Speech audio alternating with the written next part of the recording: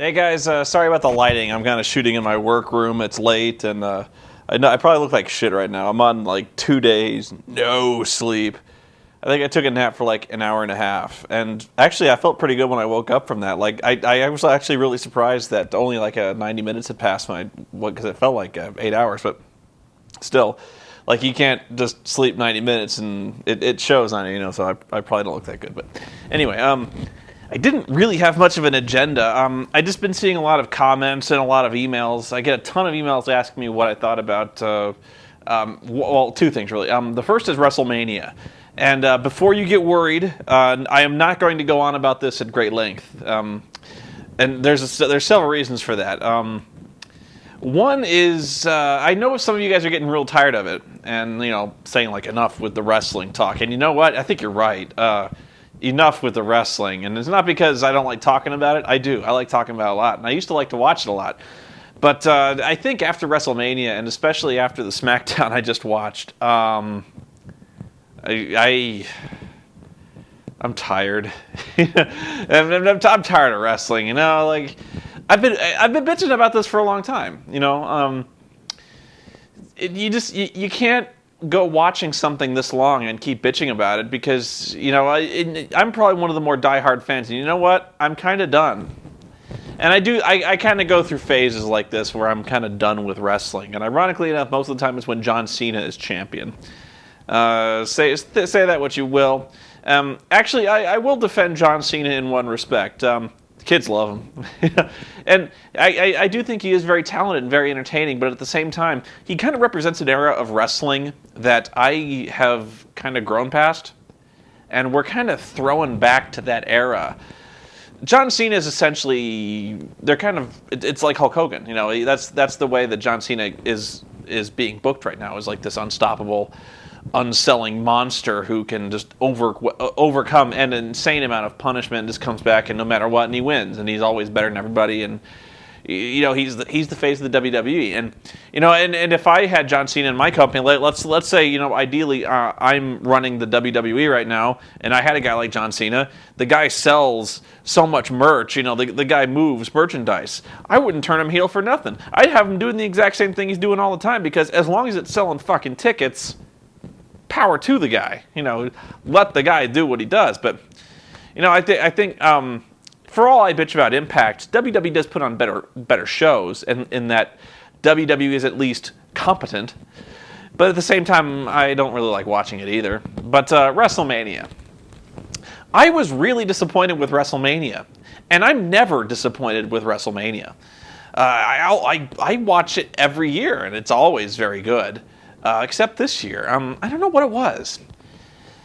It just felt like none of the matches were long enough. And it was weird because the entire show was filled with like these video packages and musical montages and recaps of the stories leading up to this stuff. And I couldn't help but think like, we bought the pay-per-view. We know what's going on with these storylines. That's why we bought the pay-per-view. Like why can't we just like have a match? And I'm pretty sure like if you talk to every one of those wrestlers in the show, and you ask them, like, would you have rather had the 5 minutes we spent on a music video and have that in your match? I think they'd say yes. And so, some matches were so short as to be essentially pointless, like the Tag Team Championship match, which was probably, if it lasted more than 5 minutes, I would be stunned. Just totally worthless. Money in the Bank, I used to like it as a really good idea, but now it's turned into a 10-man clusterfuck. It's just impossible to follow. They're wrestling the Money in the Bank so safe now. It's just a bare phantom of what it used to be. Like, you used to see these guys fucking kill themselves. And I'm not saying these guys should go out and fucking kill themselves. I'm just saying, like, compared to what we've seen in the past, these Money in the Bank matches, they suck. And they're really hard to follow. And the other thing I don't like about Money in the Bank is, well, I'll get back to that. But essentially, you've got this instant title change whenever you want, and it just seems like a real chicken shit thing to do. No matter who you are, like good guy, bad guy, all of a sudden the guy's all beat up, you run in and you steal the belt. It's like the Hardcore Championship, which is one of the worst things to ever happen to WWE in the first place. Was the Hardcore Championship, but I think I can sum up my thoughts on the WWE right now with the following simple facts: John Cena and Jack Swagger are the world champions. I quit. What I'm supposed to watch that? No. No. I'm not going to. I'm not going to watch John Cena, who's going to have the stranglehold on the belt for like 6 months now. And Jack Swagger, really? I like Jack Swagger, but he's not ready. Yeah. So I'm kind of done. And Impact, what's to say about Impact? It's completely moronic. I don't even know where to begin with that.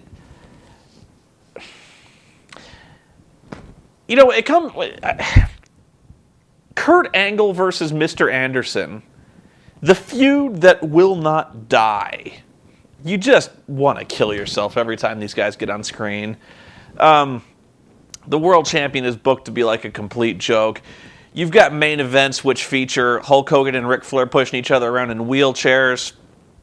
And when Black Machismo Jay Lethal, who's pretending to be the Macho Man, he delivers he takes over as general manager for a night, and he delivers a card to Eric Bischoff of the main event. So where these guys from the early '80s are in matches together. I forget who he lists off like Junkyard Dog versus One Man Gang.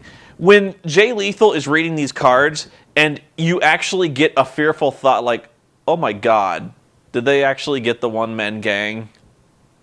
Because they've got fucking Flair, they've got Hogan, they've got Sting, they've got Nash, they've got Hall, they got all these guys from the fucking 80s. And it's not so much of a joke when you're listing off wrestlers from an era that half your current main event was in. The only reason I knew it was a joke was because half the guys Jay Lethal listed off were dead. God.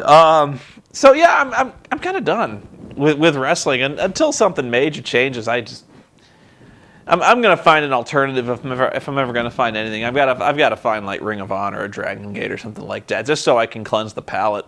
I think I need that time off. But the other thing that almost everyone is asking me about, and I kind of put on my Twitter for a little while, was Final Fantasy XIII, and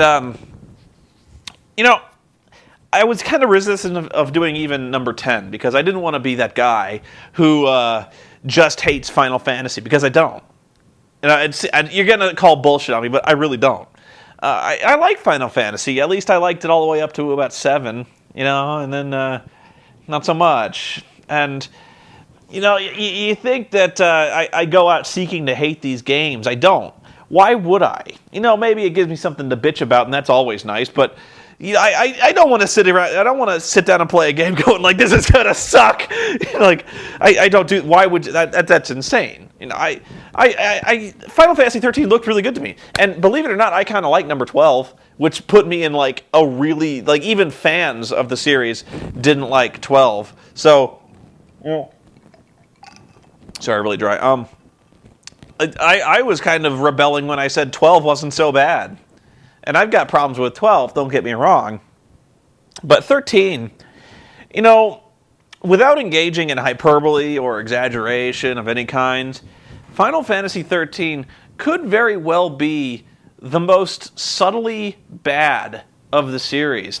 And it's not quite it's not quite bad in design terms in the way maybe Final Fantasy VIII was, or even bad in terms of the voice acting and plot of Final Fantasy X, which, trust me, just getting started on that one. But 13, the story with this one is, I'm about 15 hours in, maybe. I'm kind of at the point just after, there's not a big spoiler, you meet Hope's father, and the bad guys run in, they smash the place up, and you escape, you fight this aerial helicopter, and you get out. That's probably 12, 15 hours in, something like that. And I sit down to play this game, and I couldn't do it. And that rarely happens to me. Sometimes I'll play a bad game, and I don't want to play it, but I got to get footage. But I'm about to fire up this game, and I really did want to like this thing. Seriously. And so I'm so bored. And I look at this game, and it's so boring. And there's a lot of reasons why. And I almost never like to throw up the linearity flag. Like, RPGs are linear. You're telling a story, and when it's an RPG and you got this epic storyline, you are going from point A to point B. You're telling a story, and you don't tell a story in random order. But Final Fantasy 13, you might as well just have your feet strapped to like a mining car. And you might as well just be on a ride. What gets me about this game is, if you just wanted to make a movie, they should have just made a movie. And, Final Fantasy, as the movies, don't do well as a rule anyway. But that's all this is. And I think Zero Punctuation really nailed this one for me. And that's why I was kind of resistant of even giving my thoughts on this one. But, it's amazing to me how bad this game is, and how linear, like ramrod straight linear this game is. There's no choices at all. You are really just, you're running down hallways, and that sounds silly, but the entire game is hallways. There's never any branching, there's never any choice on where to go. From the beginning, you're dropped off in a hallway, or a highway, and you start just running down until you reach the next cutscene, and then you're deposited in another hallway, and you run down the next cutscene. And you think I'm exaggerating about the hallways? I'm not. Like, when you start off, you're on a freeway, which is essentially like an open-air hallway. Can you deviate from this? No. You go through ruins. You go to forests, and you think when you finally get to the forest, you might have some opportunity to run around and stuff. Nope. It's a hallway. Because when you go to the forest, there's walkways weaving through the forest like it's fucking Lothlorien or something. You can't go to ground level. No, it's like these steel mesh walkways running through the forest. And there's branches, but there's only one way to go because all the branches are ruined. Like there's shit in the way, like crates and stuff like that. You're just running down the hallway.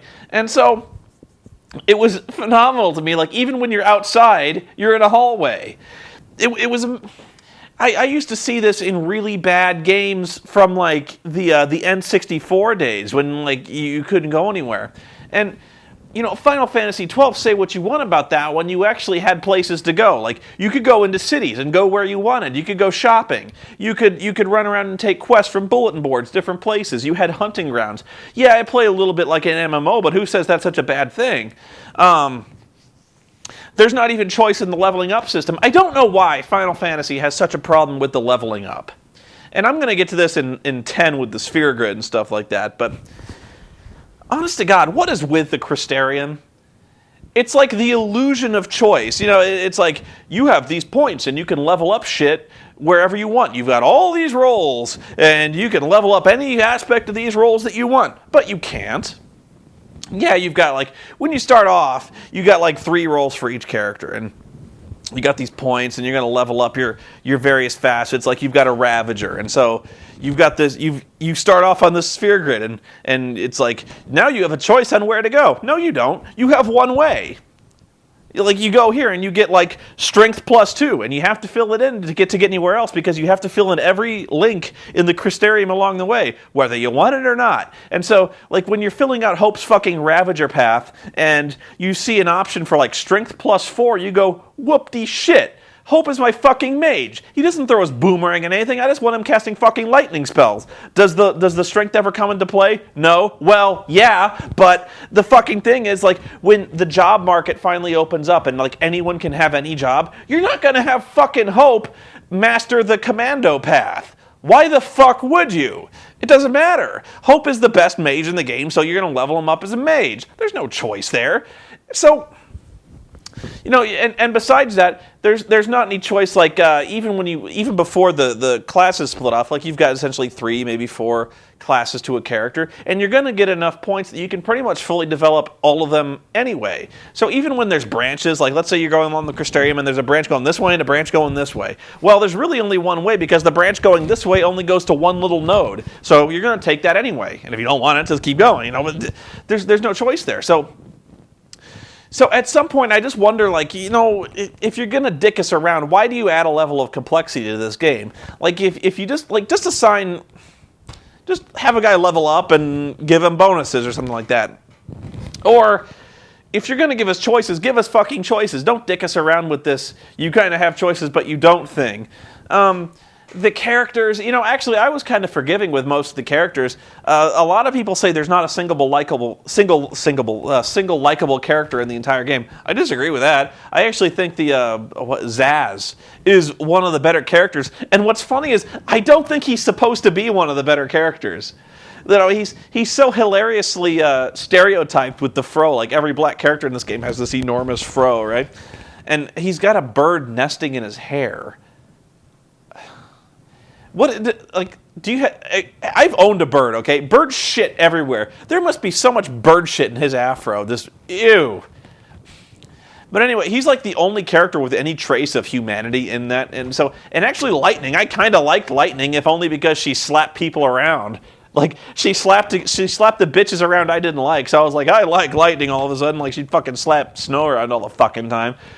I kind of wish she'd slap Hope around. Jesus Christ. The kids are... There's like an event horizon of annoyingness in that fucking game. And it's Hope and Vanilla. I call her Vanilla because that's how her name is spelled. Vanilla is like, all she does is she kind of does these monosyllabic, like, vocalizations where she's like, ooh, ah, and just she kind of like, she prances around, she runs like a girl, and when you see this character, you can't. I'm watching this game going, are you fucking kidding me? Are you serious with this shit? Are we? No. With fucking Vanille, you just. Are you shitting me? Like, I couldn't believe it. And Hope, this whiny motherfucking character. Where does he fucking get the boomerang? What the fuck? Snow, I don't get Snow.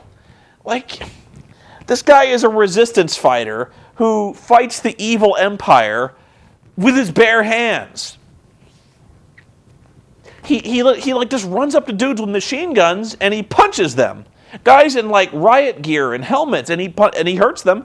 Like one of the earliest fights in this game is like you meet this 4-ton fucking Leviathan cybernetic tiger thing, and Snow's like, let's do this. And I'm like, are you out of your fucking mind? And like Zaz is like the only guy who seems to have a brain in his head because he carries a fucking gun. And by the way, Lightning has a fucking gun blade again. And wonder of wonders, they've actually managed to make the gun blade look somewhat plausible. In that I hate to even bring the fucking thing up, because every time I bring up the fucking gun blade, some asshole emails me, and I've already addressed this 1,000 times with the fucking gun blade, but like I still get people emailing me with like these smart ass things like, did you know gun blades actually exist? Here's a link to the Wikipedia article. Fuck you. Fuck all of you, like with the fucking gun blade. Yes, gun blades existed. I'm sure at some point there was some asshole in the Renaissance who was like, what if I welded a sword to the end of my gun? Well, you know what? Those fucking gun blades were unreliable. They didn't work. They were fragile. They couldn't shoot anything. They were considered cowardly. And in the long run of things, it's much more efficient to strap a fucking knife on the end of your gun than to strap... All right. But enough about the fucking gun. It was just... It actually is a little more legit in the sense it's kind of like... It's not always a gun blade. It's kind of like a rifle that has a folding out sword. It works a little better, so I didn't hate it quite as much, but there's another thing with another really head-scratching moment in Final Fantasy XIII is the crafting system, where you look at this and you go, why? Why are you adding this level of complexity to the game where all of a sudden I have to collect these bullshit resources and spend them for points, and these points will increase the effectiveness of all my items. Like you level up swords, you level up accessories, armor, all this stuff, and it's you just spend so much time doing this, and you have to ask yourself what the point is, because let's say there's this like, what sword do you level up? I was just leveling up Lightning's core sword because it just kept going. Like I'm at level like fucking 19 with this thing, still going on, But you collect these like 5 different swords, and once you've kind of committed to a sword, you're not going to go leveling up another sword once you've got the core gun to like level 19. Fuck that. Why would you level up Snow's boomerang when Snow doesn't ever throw his boomerang? It's later on you eventually get to the point where like Snow's a mage. That's all he does is he throws fucking lightning spells and shit. Like he's not going to throw his fucking boomerang. Who gives a shit? I guess maybe some of the weapons add like status effects or something like that, but even so, who cares? What was so wrong with just like the old Final Fantasy style of just collecting weapons and finding one that was better or different modifiers than another and equipping them? It just seems like busy work, what else? Yeah, I actually like the combat system with the paradigms and stuff, but it's just that linearity and the god-awful, horrid storytelling. There's ways to tell stories, and there's ways not to, okay? For instance, they start you off in this game where nothing is familiar. You don't know anybody. You don't know where they're going. You don't know why they're doing anything. You don't know who they're fighting. You don't know any of the terminology they're doing. And they start you off, and they just, like, everyone already knows anything. There's not, and usually with games like this, even Final Fantasy X, let's just go with that. Even Final Fantasy X had better storytelling than this because it's a strange, unfamiliar world with different customs, different sports, different everything. Nothing is familiar, but you know what that game had to help things along was Titus. And if Titus did one thing right, it was that he was the dumbass everyman character that people had to explain things to. So, for instance, when they'd go to a town, Titus would look confused and stupid, and somebody would be like, "Oh, that's right, you've never been here before. Here's what this town's about." Or, "Oh, there's that monster. You know how you take care of that?" When Titus is like, "No." And so they're like, "Well, you haven't been around. It's been 1,000 years." And so they explain things to him. That's called exposition. That's called having a character who's a frame of reference for the audience, because the audience, like Titus, knows shit. So when you've got this game going on, and you're in this unfamiliar world, nothing is familiar to you, and you don't know shit, but everyone already knows anything, and everyone talks to each other like they already know everything. The audience is like, you want to clue us in? Like, hello? Am I here? What am I doing? Who am I fighting? What's a fucking fal'C? What's a l'C? And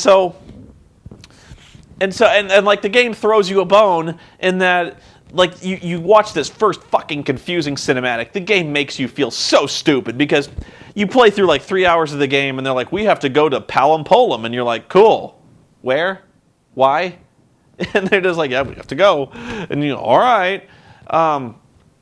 But so this game, like every time something happens, it goes, "Your data log's been updated." And so you open up your data log and there's like fucking reams of text screens explaining shit. And so I guess I'm glad that they bothered to explain shit. But at the same time, like if you have to go to a movie, like let's say you're going to a movie and like you go to Clash of the Titans or something like that, and they're like, "Okay, this movie is really fucking confusing. So, here's the Iliad. Fucking read this before you watch Clash of the Titans." And you'd be like, I just want to watch my movie. Like, when you have problems when your storytelling is so bad you have to hand out like flyers. You have to hand out the Cliff's Notes to your own fucking story so people know what the fuck is going on. This is basic stuff. It's called exposition. It's called telling a story and not fucking confusing your audience. I get that they want to start off in the middle of the action, keep things moving, not have to stop and explain shit.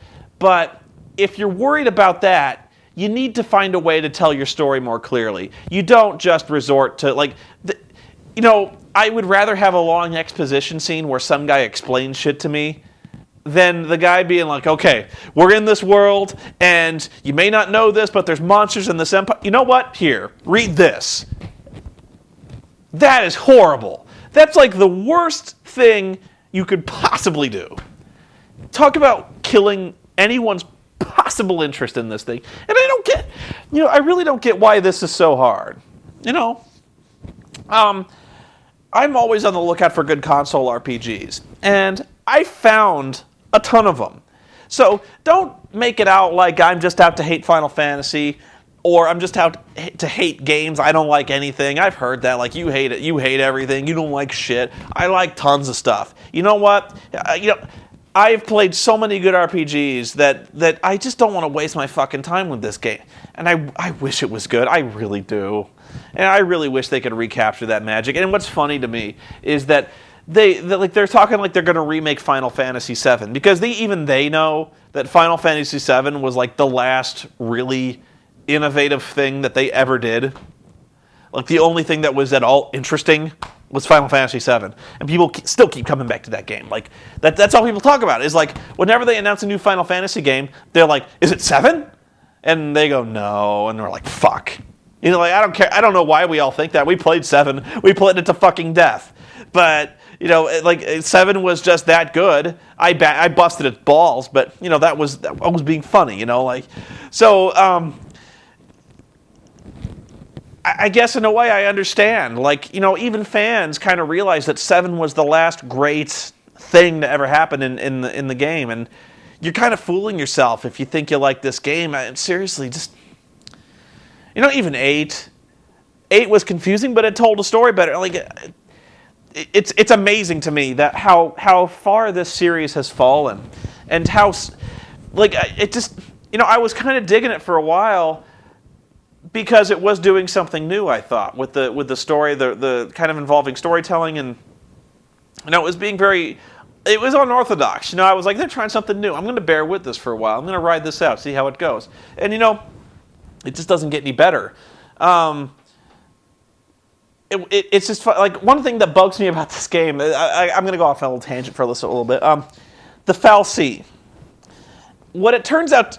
What happens is there's these super entities, and I don't know what they are yet because I'm not that far in the game, but apparently they're like these super beings called the fal'Cie. And so what they do is they've essentially kind of enslaved humanity, or at least they're far above the evolutionary chart of humanity. So they will kind of pick people out, okay?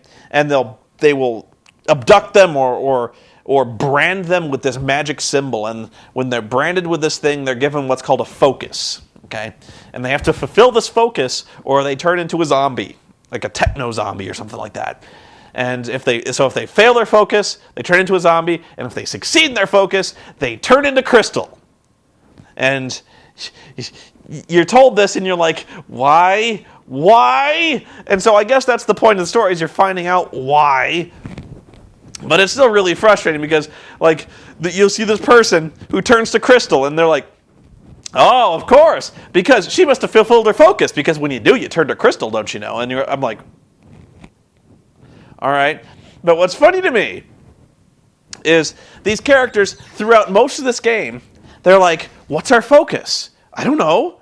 Do you have a guess on what our focus is?" And so, like, every character in this game has their own idea about what their fucking focus is.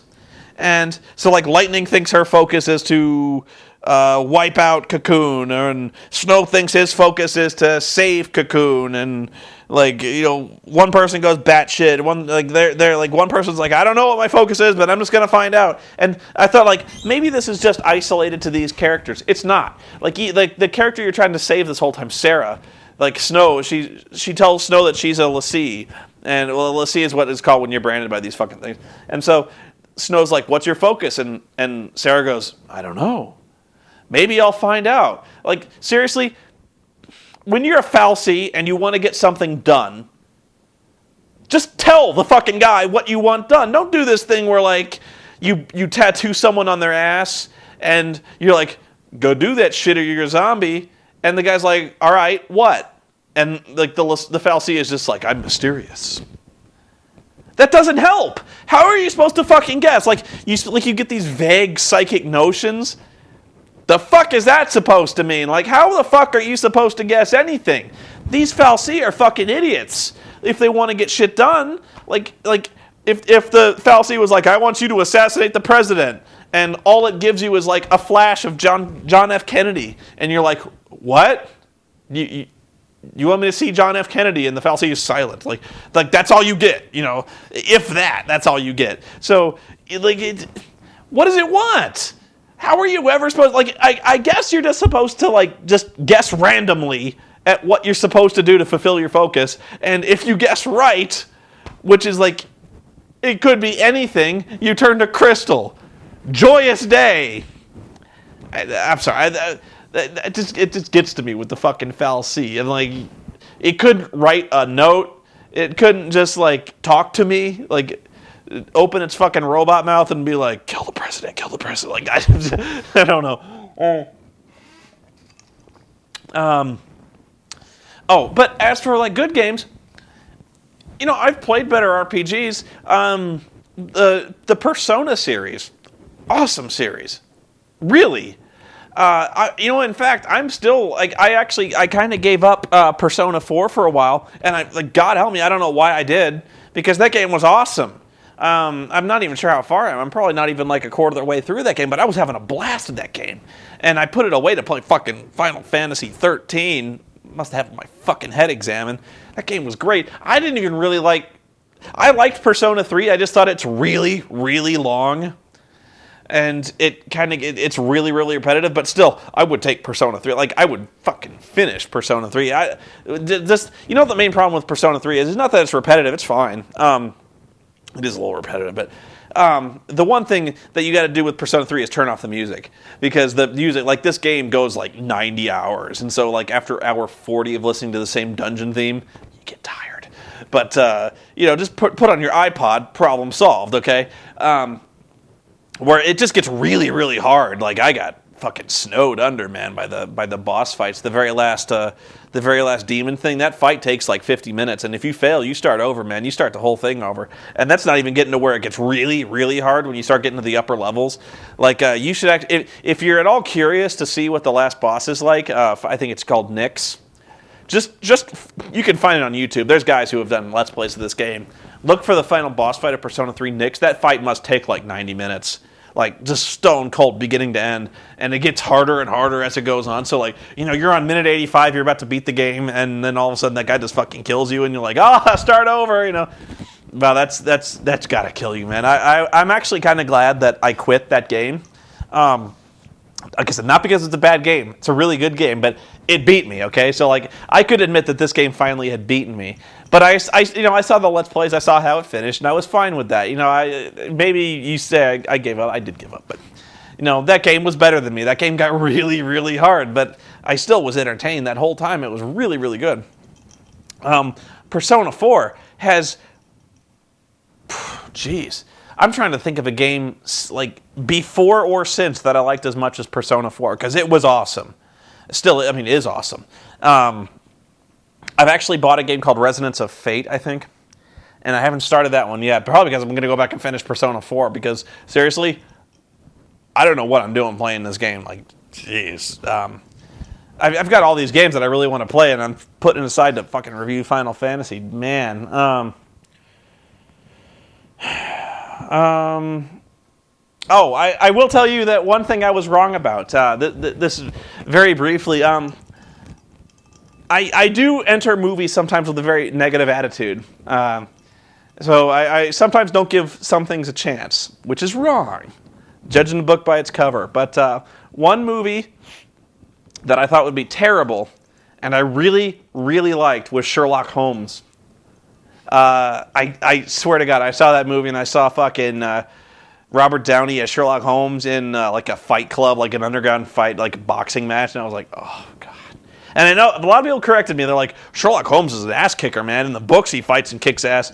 Yeah, kind of, I know, but let's not take the Sherlock Holmes novels as like masterpieces of literature, because a lot of them were really good, but Conan Doyle was kind of a pulp fiction writer a lot of times too. So, he wrote good stuff. Not denying that. But there were good times and there were bad times with Sherlock Holmes, and so you got to kind of pick and choose your Sherlock Holmes moments. And so, Sherlock Holmes as the ass kicker, not necessarily all of his best moments. But yeah, I really liked it. I for once really liked the fact that Watson is not played as a bumbling fat moron. I really like the fact that Watson is a smart guy who can throw down, I've just seen so many Holmes things where Watson is like this, what's all this then, Holmes? Bloody hell, man, how'd you figure that out, eh? What? And so Holmes, very patiently, outlines to, a child, his observations, notice there, the chalk on his lapel, Watson, clearly indicating a professor of some kind. And Watson is like, by Jove, Holmes, I think you're right. And so, die.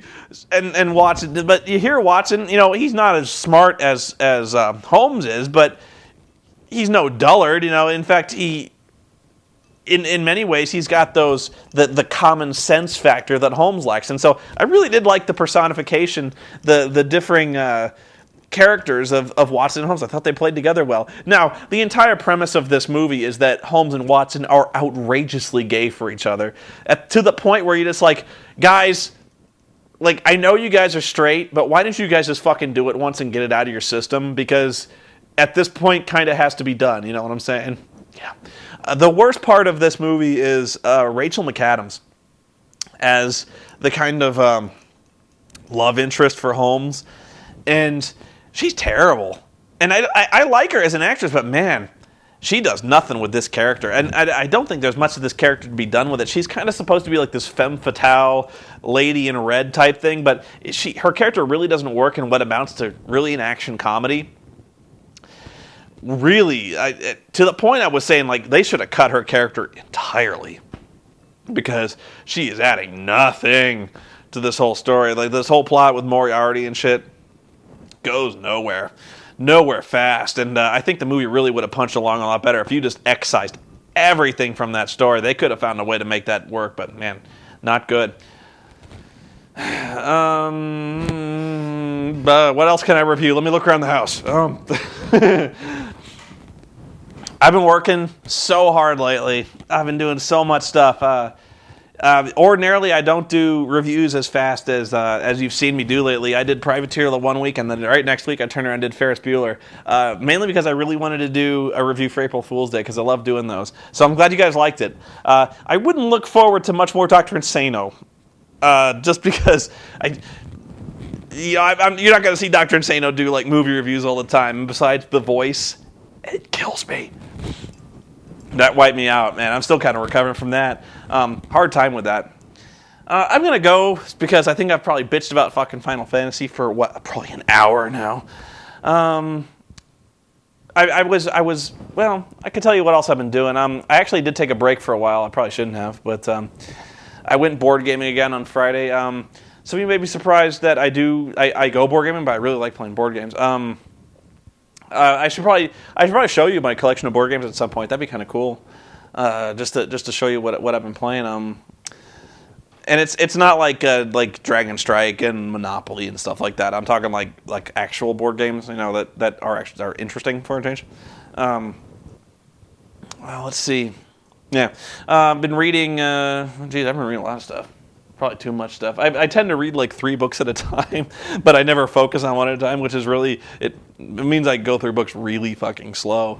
I like audiobooks. I have an audible.com account, but Audible kind of frustrates me sometimes because they don't always have the authors I like. So there's big gaps in the Audible thing. And so what really frustrates me is when I'm looking for a book and they only have the abridged edition. That's why I twittered something about why the fuck do they bother with abridged versions of audiobooks? Because it's kind of like you're just ripping chapters out of a book, and the story's probably okay, but at the same time, I don't know. The reason I like audiobooks is because when I'm driving around in the car, I like to listen to books. That was it. I used to do it a lot more because I had a really long commute to college. I had a 45-minute commute, so. You don't always want to listen to the fucking alternative rock stations all the time, and the music tends to be on a playlist. It loops. So even I get bored of my own music, so the audiobooks were a good change. And so I tend to listen to Terry Pratchett novels and stuff like that. Really good stuff. But yeah, I'm going to go, I'm going to play fucking Persona 4 before I go to bed, I figure, I gotta cleanse the palate of Final Fantasy 13. Man.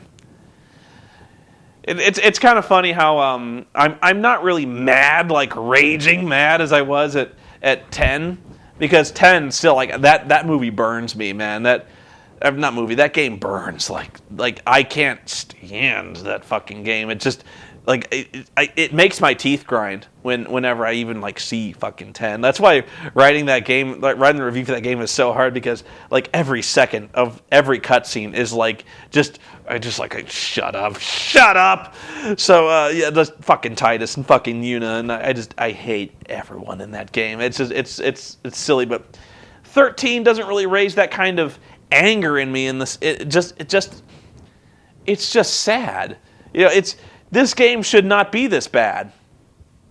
And it should not be this boring, and it should not be this linear. How long did they spend on this fucking game? I mean, they made it look pretty. It's the prettiest game I've ever seen in my life, really.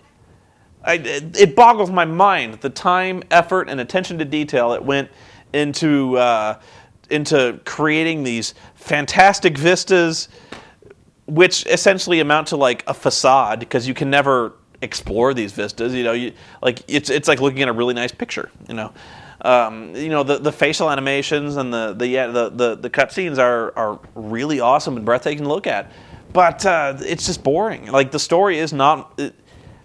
Without a story, you've got nothing in this game. I don't care how good the game is. The gameplay is actually really good, but when I don't want to play it because the story is so banal, you've given me no reason to fire up this game, and I don't get it. Like, how do you do a game this bad? Like, how do you write a story this confusing? It alienates your audience, and you can't do that.